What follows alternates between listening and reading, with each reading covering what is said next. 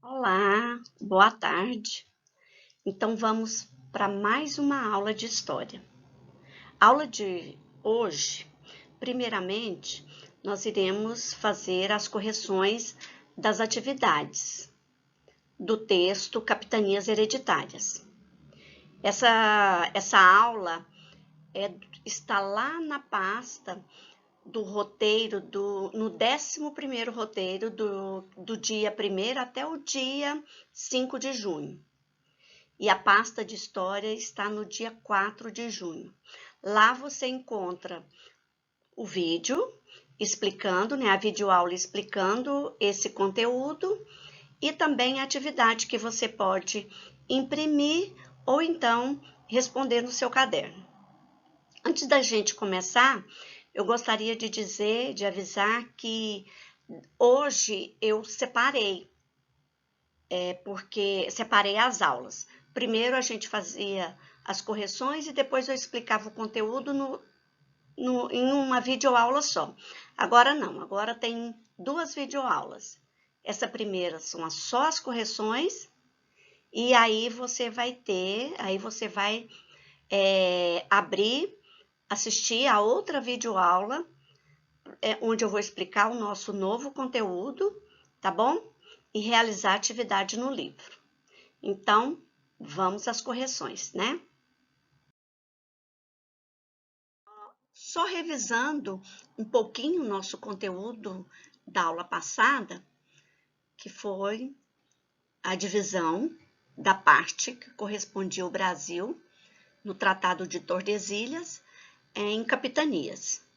Bem, as capitanias hereditárias foi uma divisão administrativa que os portugueses criaram para organizar a colonização da América Portuguesa.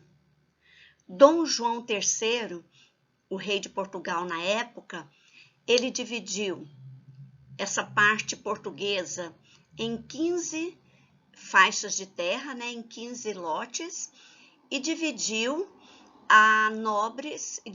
e doou a nobres portugueses que tinham por obrigação desenvolvê-las.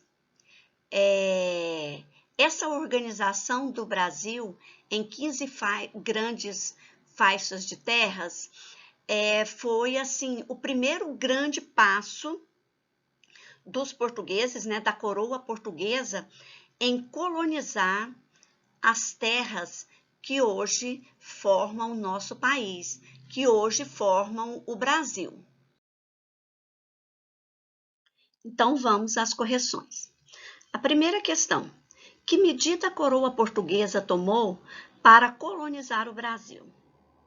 Antes de responder essa questão, eu só gostaria de fazer uma pequena revisão para que vocês possam entender melhor essa questão, por que a coroa portuguesa decidiu colonizar o Brasil.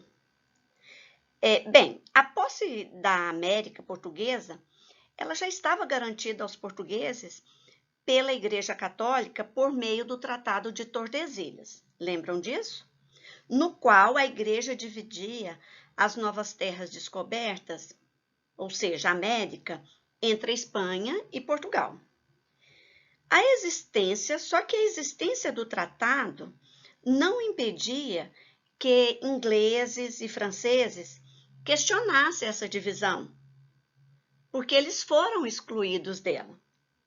Então, no começo da década de 1530, o comércio com a Índia estava decadente e as posses de Portugal na América eram constantemente ameaçadas por corsários franceses, porque eles se aliavam aos indígenas inimigos dos portugueses e exploravam, então, os recursos da terra sem autorização de Portugal.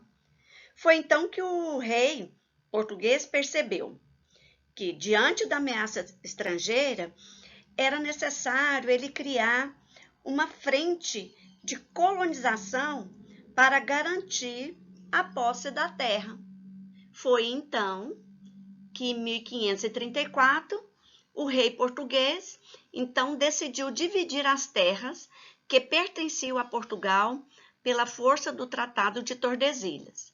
Com essa decisão, Portugal dividiu a colônia em 15 lotes de terra, que correspondiam ao todo a 14 capitanias, porque dois lotes ficaram juntos, que foram entregues para a administração dos capitães donatários. Questão 2. Por que os lotes receberam o nome de capitanias hereditárias? Capitania porque cada administrador, ou seja, cada donatário, era chamado de capitão donatário. Hereditárias porque a posse da capitania passava de pai para filho por herança. E se o donatário abrisse mão desse direito, ele tinha que devolver a capitania ao rei, pois ele não era dono da terra, ou seja, a terra ainda pertencia ao rei de Portugal. Ele só tinha o direito de explorar. Questão 3. Os donatários não eram donos da capitania, mas tinham direitos e obrigações. Escreva a seguir o que competia a cada donatário, ou seja, quais eram seus deveres?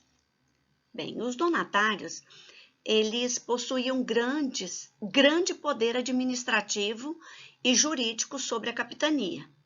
Tinham também deveres a cumprir, como pagar impostos ao governo português, promover o progresso da capitania com os seus próprios recursos, construção de fortificações para resguardar a capitania de invasões estrangeiras e a luta contra os indígenas que tentavam invadir e retomar as suas terras também eram atribuições do donatário. Questão 4. Só duas capitanias prosperaram, a de São Vicente e Pernambuco. Escreva os motivos que levaram as duas a terem êxitos e quais motivos levaram as outras a fracassarem. Bem, o sucesso e o fracasso das capitanias podem ser explicados por vários fatores.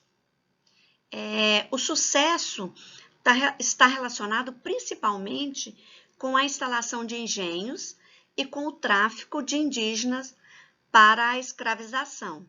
E como eu disse também no vídeo passado, também está ligado ao solo, que era propício à plantação, né, de cana-de-açúcar, que era o solo de Massapê.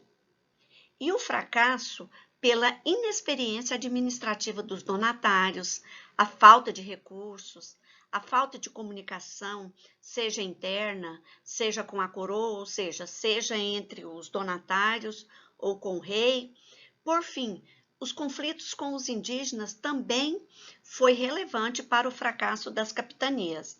Lembrando também que no texto, lembra que eu ainda falei na aula passada, que alguns donatários nem chegaram a vir aqui para conhecer as suas terras, outros começaram e desistiram, e teve uma embarcação em que um dos donatários estava vindo, ela naufragou, ou seja, foram inúmeros, né, os motivos. E aqui eu destaquei alguns deles.